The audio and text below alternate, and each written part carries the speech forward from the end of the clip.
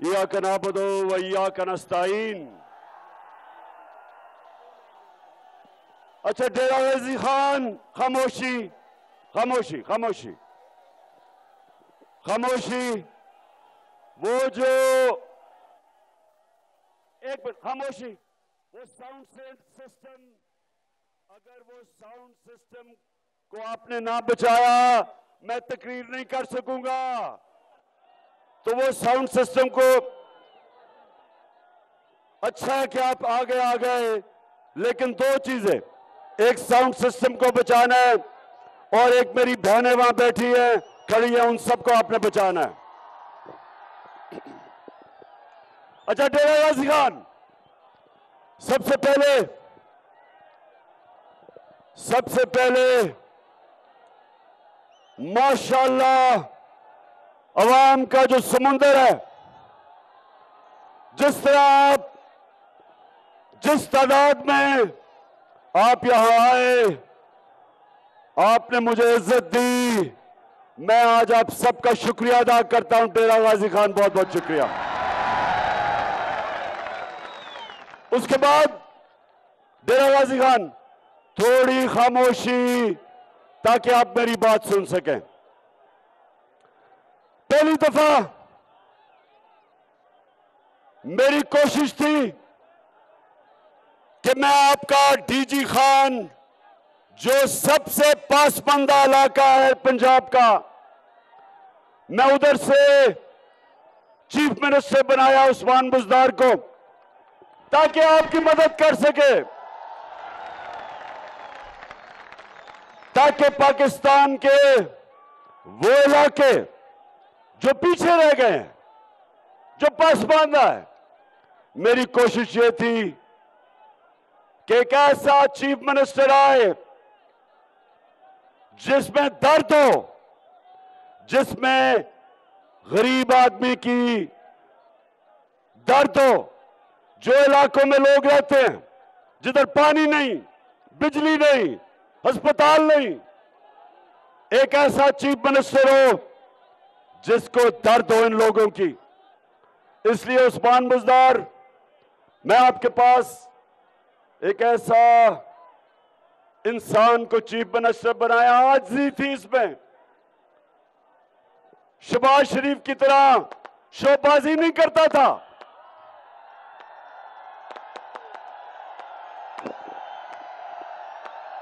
बस ड्रामे नहीं करता था, एक्टिंग नहीं करता था, आजिज़ी थी और इसने काम किया। और मेरा ये चैलेंज है कि जो काम इस आपके इलाके में इन 3 सालों में हुआ है, कभी किसी पाकिस्तान की हुकूमत ने इतना काम नहीं किया जो डीजी खान के लोगों के लिए हुआ है। उसके अलावा सुने, जो सबसे मुझे खुशी थी कि एक गरीब घराने में जब बीमारी होती है तो सबसे ज्यादा बेबसी, और मेरी बहनें जानती हैं कि बच्चा बीमार हो, पैसे नहीं हो इलाज करवाने के लिए, हमने हेल्थ कार्ड लेके आए। 10 लाख रुपए की हेल्थ इंश्योरेंस कि कहीं भी किसी अस्पताल में जाके 10 लाख रुपए तक इलाज करवा सके। ये पहली दफा पाकिस्तान की तारीख में। अच्छा सुने, तो मैं डीजी खान के नौजवानों, खास तौर पे नौजवानों, सुना है मुझे सैफुद्दीन ने कहा जबरदस्त काम कर रहा है हमारा डीजी खान का नौजवान। बस एक मिनट, ये जो इलेक्शन है ये पाकिस्तान के नौजवानों के लिए इलेक्शन है, ये आपके मुस्तकबिल का इलेक्शन है। मेरे नौजवानों, ये है वक्त इन चोर और डाकुओं को शिकस्त देने का, इन अमेरिका के जूते पॉलिश करने वालों को शिकस्त देने का। डेरा गाजी खान, ये है वक्त इस इंपोर्टेड हुकूमत को शिकस्त देने का। और नौजवानों, सबसे ज्यादा जिम्मेदारी आपकी है। आपने लोगों को निकालना है। मेरी बहनों, आपने घर घर जाके हमारी ख्वातीन को निकालना है। और जो औरतों की पोलिंग स्टेशन के ऊपर धांधली होती है, आपने उस धांधली को रोकना है। नौजवानों, आपने हर पोलिंग स्टेशन के ऊपर मुझे 10 दलेर और बाशऊर नौजवान चाहिए पहरा देने के लिए। डेरा गाजी खान, मुझे जरा बताओ कि आप इतवार के इलेक्शन के लिए तैयार हो? आप लोटे को शिकस्त देने के लिए तैयार हो? लोटा कौन होता है? जमीन फरोश होता है। जिधर इक्तदार उधर लोटे का मुंह। लोटा उसलखानों में होता है। और इस बारी मेरी कौम पाकिस्तान के लोगों, ये जो जमीर फरोश बिकाऊ माल जो अपने हल्के के लोगों को धोखा देते हैं, जो मुल्क का कानून तोड़ते हैं, आइन तोड़ते हैं, इखलाकियात के खिलाफ जाते हैं अपना जमीर बेच के, ये है वक्त इनको शिकस्त देने का। और जो पैसे लेके इनको खरीदने वाला नून लीग, शहबाज शरीफ, हमने ये शहबाज शरीफ, तुम कान खोल के सुन लो। आज शहबाज शरीफ, तुमने हमेशा अंपायरों को साथ मिला के मैच खेला है और इस बारी अंपायर भी अपने साथ मिला लो। इस बारी आप मैच इंशाल्लाह नहीं जीत सकते। पहले भी शहबाज शरीफ, डीजी खान के लोगों ने तुम्हें फेंटा लगाया इलेक्शन में, पहले भी हारे हो और इंशाल्लाह इस बारी भी। अच्छा डीजी खान के लोगों, आज मुझे बड़ी तकलीफ हुई सुन के, सुप्रीम कोर्ट ने कहा कि तफ्तीश नहीं की गई मरासले के ऊपर। वो खत जो साइफर, जो अमरीकी डोनाल्ड लू और जो हमारा असद मजीद वॉशिंगटन में एम्बेसडर था, उसके बीच में जो गुफ्तगू हुई, आज सुप्रीम कोर्ट, मुझे तकलीफ हुई। उन्होंने कहा जी कोई इन्वेस्टिगेशन नहीं हुई, बड़े अदब से। और मैं अपनी अदलिया को हमेशा बड़े अदब से मुखातिब होता हूं, क्योंकि एक मुल्क की एक मुस्तकबिल, एक आजाद, एक मजबूत अदलिया, एक ऐसे जज जो क्रेडिबल हो, उसमें होती है। तो मेरी तो तहरीक का नाम ही इंसाफ है। हमारी तो कोशिश ही इस मुल्क पर इंसाफ लाने की, वो एक अच्छी अदलिया के बगैर इंसाफ नहीं मुल्क में आता। तो मैं आज सवाल पूछता हूं, कहा गया कि जी इन्वेस्टिगेशन नहीं हुई। मेरा सवाल आज ये है कि मैंने पहले कैबिनेट के सामने वो मरासला रखा, कैबिनेट के मिनट्स मौजूद हैं, उसमें एक अमरीकी अंडर सेक्रेटरी पाकिस्तान के एम्बेसडर को धमकी देता है कि इमरान खान को वजारत उज़्मा से अगर नहीं हटाओगे तो पाकिस्तान के लिए मुश्किलें आ जाएंगी, और अगर इसको हटा दोगे तो हम माफ कर देंगे। मैं आज अपनी अदलिया और सारी कौम से पूछता हूं कि इससे बड़ी 22 करोड़ लोगों के लिए इससे ज्यादा तौहीन क्या हो सकती है कि एक अमरीकी अंडर सेक्रेटरी धमकी दे रहा है 22 करोड़ लोगों के मुंतखब वजीर आजम को एम्बेसडर के जरिए कि जी इसको अगर नहीं हटाओगे तो मुश्किलात होंगी पाकिस्तान के लिए। तो मेरा सबसे बड़ा सवाल यह है कि ये इमरान खान को धमकी नहीं, ये इमरान खान की तौहीन नहीं है, ये हमारी सबकी 22 करोड़ कौम की तौहीन है। और मैं उस मुरासले को लेके मैंने कैबिनेट में रखा, मैंने नेशनल सिक्योरिटी काउंसिल के सामने रखा, पार्लियामेंट के सामने रखा। हमने स्पीकर ने वो मुरासला साइफर सुप्रीम कोर्ट के चीफ जस्टिस को भिजवाया, प्रेसिडेंट ऑफ पाकिस्तान ने वो मुरासला चीफ जस्टिस को भिजवाया कि इंक्वायरी हो। तो इससे ज्यादा मैं क्या कर सकता था? हमने जो कमीशन बनाई इन्वेस्टिगेट करने के लिए, हमारी गवर्नमेंट चली गई, बंद होगी वो कमीशन। तो मैं आज सवाल पूछता हूं कि इससे ज्यादा मैं क्या कर सकता था? मेरी कौम की तौहीन। एक आदमी किसी और हुकूमत से हुक्म करता है कि अपने प्राइम मिनिस्टर को हटा दो, ये मेरी नहीं, ये सारी कौम की तौहीन है। और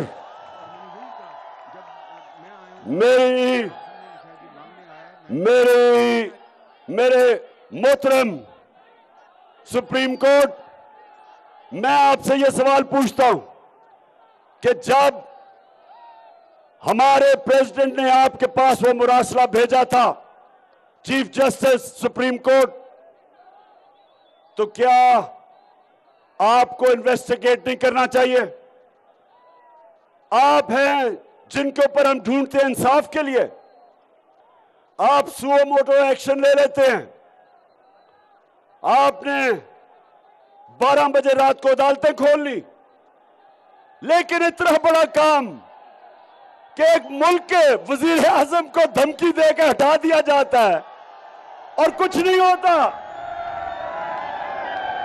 और खास तौर पे जो आपको इन्वेस्टिगेट करना है, जो मैं चाहता था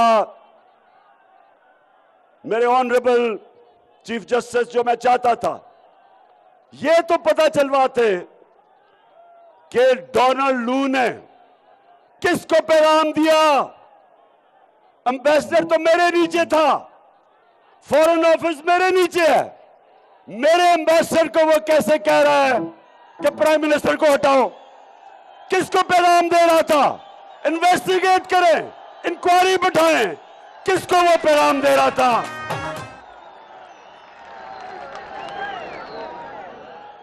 और ये इसलिए जरूरी है कि अगर आप इसके ऊपर इंक्वायरी नहीं बैठाएंगे तो कोई पाकिस्तान का प्राइम मिनिस्टर कभी आगे से जब भी अमेरिकन धमकी देंगे वो उनके सामने घुटनों पे पड़ जाएगा, स्टैंड नहीं लेगा अपने मुल्क के लिए।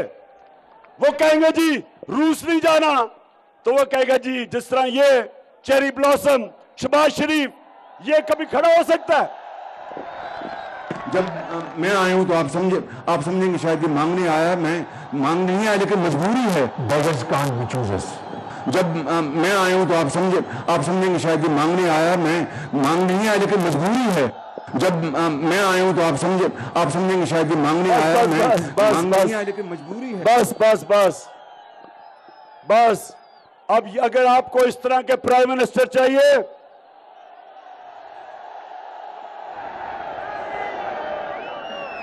वो कहते हैं ना डेरा गाजी खान, वो तिफल क्या गिरेगा जो घुटनों के बल चले।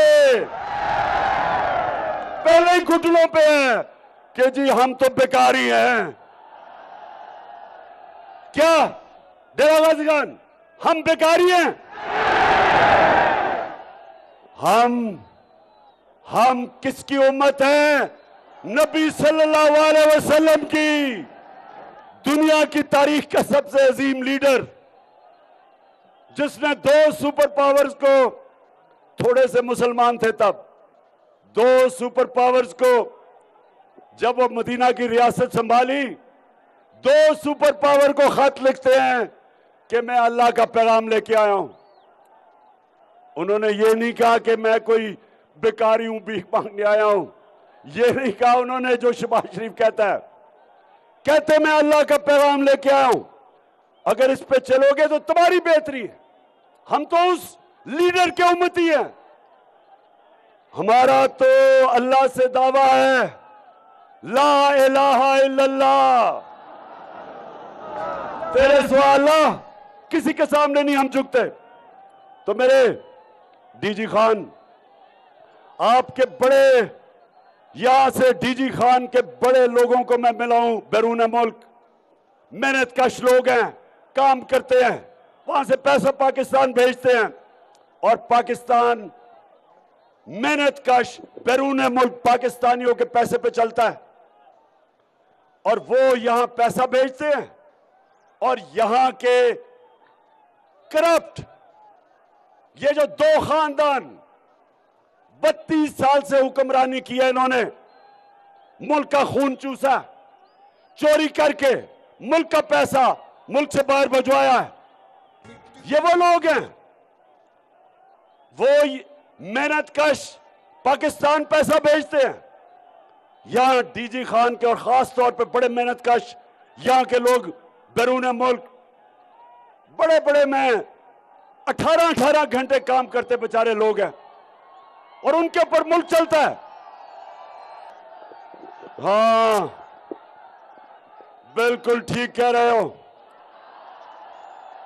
शहबाज शरीफ, डीजल की कीमत कम करो। आज तेल की कीमत दुनिया में जब हम गए थे उससे भी कम हो गई है और जब हम गए थे तो पेट्रोल 150 रुपए लीटर था, आज 250 रुपए लीटर है। और जब हम गए थे तो फजल रहमान 144 रुपए लीटर था।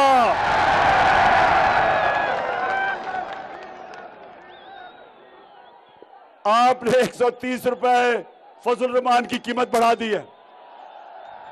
तो हम ये चाह रहे हैं शहबाज शरीफ कि अब जब आलमी मंडी में तेल नीचे आया है तो अवाम के लिए कीमतें कम करो। ये IMF के सामने थोड़ी दिलेरी से खड़े हो। हम 2.5 साल IMF के प्रोग्राम में थे, हमने अपनी कौम को बचाया महंगाई से, हमने अपने मुल्क को उठाया, माइशत उठाई, एक्सपोर्ट्स बढ़ाई, हमने सबसे ज्यादा पैसा इकट्ठा किया, सबसे ज्यादा डॉलर पाकिस्तान में आए। 17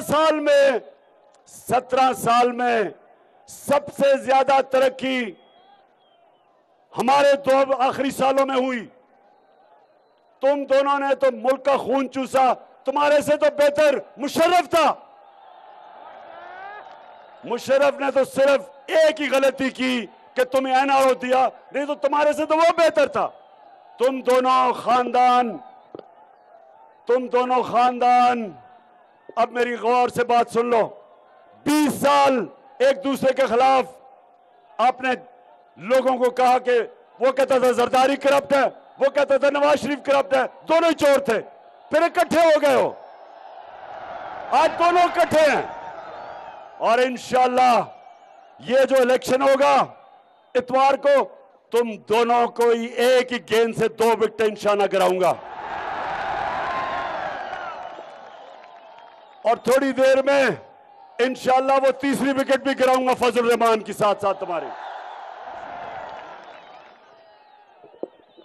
अच्छा, मैं भूल ना जाऊं, डीजी खान इलेक्शन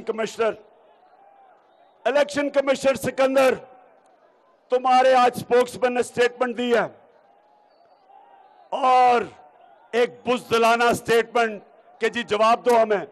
मुझे तुम जवाब दो, तुम मुझे आज बताओ कि तुम सारे पाकिस्तान के इलेक्शन कमिश्नर हो, हफ्ते में 3 दिन लाहौर में क्यों गुजारते हो? जवाब दो। जब जवाब दो कि मरियम और हमजा के कदमों में तुम कितनी दफा बैठते हो? जवाब दो मुझे। हमारे पास रिकॉर्ड है, कहो तो हम बताएंगे कि कब कब तुम उनको मिलने गए, अपनी खिदमत देने लग गए कि इलेक्शन तुमने कैसे जीतना है। सारी अपनी टीम को लाहौर किस लिए लेके जाते हो? क्या इस्लामाबाद में काम नहीं हो सकता?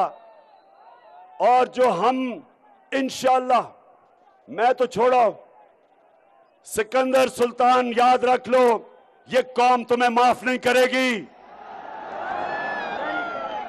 तुमने जो सिंध का इलेक्शन करवाया, वो इलेक्शन नहीं था, तुम्हारे अपने। ये जो तुम और नून लीग तो एक ही हो, तुम्हारे इत्तेहादी पीपल्स पार्टी और जेयूआई, उन्होंने भी सिंध के इलेक्शन के ऊपर क्या कहा है? 15% सीटों पे लोग खड़े नहीं हुए क्योंकि केसेस कर दिए, उन पे एफआईआर काट दी, पुलिस ने डरा दिया। जो जरदारी, और यह याद रखना डीजी खान, आप तो बड़ी अच्छी तरह जानते हैं कि 30 साल से इस मुल्क की बड़ी बीमारी जरदारी है। सारी दुनिया जानती है उसने किस तरह लूटा इस मुल्क को। अभी कराची में जो पानी आया हुआ है, जिस तरह इसका बेटा कहता है ना, जब बारिश आती है पानी आता है, तो जब बारिश आती है पानी आता है, तो तुमने क्या किया है? तुमने क्या है? 14 साल से बैठे हुए हो। 6000 अरब रुपया सिंध हुकूमत खर्च कर चुकी है। 6000 अरब रुपया इन पिछले 11-12 सालों में। किधर गया वो पैसा? कराची जो पाकिस्तान का फाइनेंशियल कैपिटल है, जब बारिश होती है डूब जाता है, बारिश नहीं होती तो पानी नहीं होता। पैसे दे दे के वो टैंकर मंगवाते हैं। वो टैंकर माफिया से भी जरदारी पैसे लेता है। पानी आता है, बारिश आता है तो फिर नीचे, बारिश नहीं आता तो बेचारा पानी नहीं वहां। और जरदारी खानदान के पैसे में इजाफा, दौलत में इजाफा, चोरी करके पैसा मुल्क से बाहर। इनका मुकाबला लगा हुआ है दोनों का। इधर से शरीफ खानदान, उधर से जरदारी, चोरी कर करके मुल्क का पैसा बाहर लेके जाते हैं। और इलेक्शन कमिश्नर सिकंदर सुल्तान, ये जो तुमने एलजीए लोकल गवर्नमेंट का इलेक्शन करवाया, ये कोई इलेक्शन था? 10 के अंदर 20 पोलिंग स्टेशन के ऊपर बेजातियां हुई, इलेक्शन ही सारा कैंसिल कर दिया। यहां सिंध का लोकल गवर्नमेंट इलेक्शन, जिस तरह की वहां हर किस्म की धांधली हुई, और जो आपका सिंध का इलेक्शन कमिश्नर था, वो क्यों नहीं बोला? क्योंकि वो जरदारी का तनख्वाहदार है, सिंध गवर्नमेंट का मुलाजिम है। कुछ नहीं नजर आया तुम्हें? तुम्हारा तो ओथ है साफ और शफाफ इलेक्शन करवाने का, तुम्हारा तो मैंडेट है, आइन कहता है साफ और शफाफ इलेक्शन करवाओ। हर जगह जिधर जाते हैं, हर किस्म की इंतजामिया मुदाखलत कर रही है, हर जगह डरा रही है, धमका रही है हमें। किसी ना किसी तरह के लोग डर के वोट ना करें, ये चोरों को जता दें। पुलिस वहां जो अभी पिछली जगह पे लिया के अंदर डीसी, झंग के अंदर डीपीओ, वो पूरी इलेक्शन कैंपेन लड़ रहे हैं, लेकिन इलेक्शन कमीशन को नहीं पता चल रहा। और ऊपर से इनकी मदद करने के लिए मिस्टर एक्स लाहौर में बैठा है। कौन है मिस्टर एक्स? फिक्र ना करो, आपको पता चल जाएगा कौन है मिस्टर एक्स। पूरी गेम खेल रहा है, हुक्म मिला हुआ है कि तुमने इन चोरों को जताना है, और वो सिर्फ एक मिशन, और एक उसने मिस्टर वाइल मुल्तान भेजा हुआ है। सबको पता चल जाएगा, ज्यादा देर नहीं है। लेकिन डेरा गाजी खान के नौजवानों, मैं तुम्हारे से इतवार को रिजल्ट लेने आऊंगा। अगर इतवार को ना आया तो आऊंगा इंशाल्लाह, जब आप सैफुद्दीन खोसा को भारी अक्सरियत से जिताओगे, क्योंकि मुझे ये बताओ हाथ खड़ा करके कि क्या लोटे को जीतने दोगे? माशाल्लाह माशाल्लाह। घर घर जाना है, ये याद रखना। क्रिकेट के ग्राउंडों में मैंने एक चीज सीखी थी, जब तक आखिरी गेंद नहीं खेला जाता मैच खत्म नहीं होता। जो चैंपियन होता है, जो चैंपियन, और जो माशाल्लाह आप चैंपियंस हैं, नौजवान खास तौर पे चैंपियन है यहाँ के, आखिरी गेंद तक मुकाबला करना है, रिजल्ट लेके आना है, और इंशाल्लाह फिर हम सब मिलके, मैं भी आऊंगा सैफुद्दीन के पास, आपके पास और उस्मान बुजदार के पास, और इंशाल्लाह हम जीतने के बाद अल्लाह का शुक्र करेंगे, जश्न बनाएंगे। पाकिस्तान जिंदाबाद।